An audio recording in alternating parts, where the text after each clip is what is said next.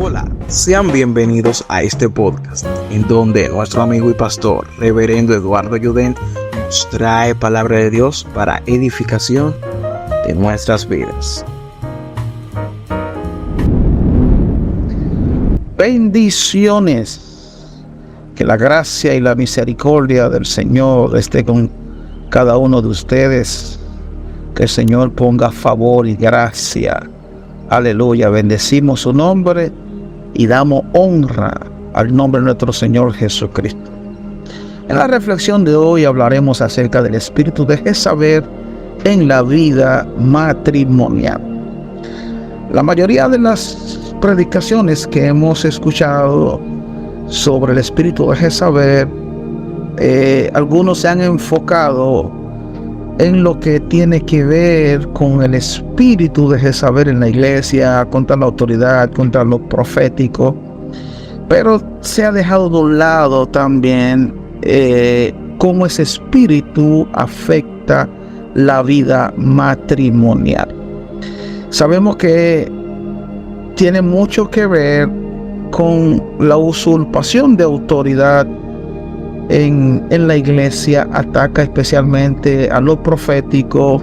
Ese espíritu ataca al pastorado, a los líderes, pero también tiene que ver con el espíritu matrimonial, con la vida matrimonial. El nombre Jezabel significa sin cohabitación, lo cual da idea de ser un espíritu que se mueve de un lugar a otro, de una generación a otra. Alguna característica de ese espíritu: número 1 es manipulación, control. En 1 Reyes capítulo 16 versículo 31 vemos que ella era la esposa del rey Acab y quien dominaba completamente, y él cedió su autoridad ante ella. Número 2, ese espíritu es rebelde, rebeldía, odiaba y se oponía a toda autoridad espiritual delegada por Dios, no solo a su esposo Acab, sino especialmente a los profetas. En 1 Reyes capítulo 18, del versículo 4 al versículo 13, podemos ver cómo ese espíritu controlaba a los profetas. El espíritu de Jezabel ataca a la iglesia compuesta por los redimidos por la sangre de Cristo, entre quienes se encuentran los matrimonios. El ataque de ese espíritu contra los matrimonios tiene dos ramificaciones. Número 1, promueve por un lado la liberación femenina.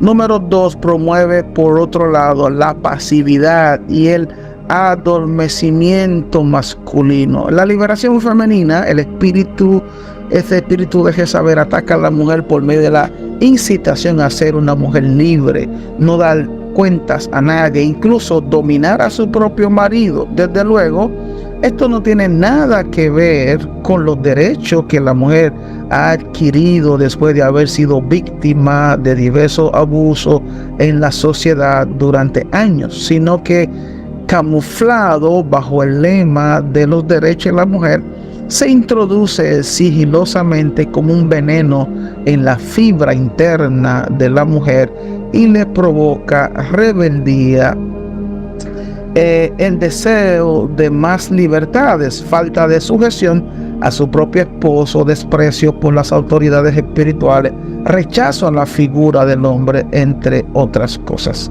Cuando este espíritu afecta a la mujer casada, se origina problemas de incomunicación, discusiones descontroladas, insatisfacción sexual, falta de respeto en el matrimonio.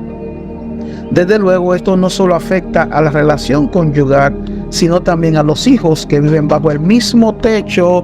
Lamentablemente, ese espíritu también constituye una mala herencia que les dejamos a nuestros hijos si no lo cortamos a tiempo.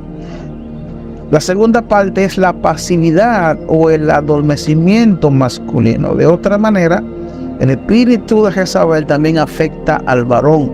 Dios ha puesto al varón como la autoridad principal delegada para la vida matrimonial. No es que sea superior a la mujer, sino que Dios le ha dado ese rol de autoridad para que sea responsable del funcionamiento matrimonial, como dice el libro de Efesios, que la mujer debe estar sujeta a su marido, y esta sujeción no es maltrato, no es abuso, sino es dirección como cabeza para dirigir su familia. Cuando el espíritu de Jezabel ataca al varón, produce en él dos cosas: abuso sobre la mujer. El varón se transforma en un tirano, el macho que se siente con derecho a golpear a una mujer y a los más débiles dominarlo por la fuerza bruta.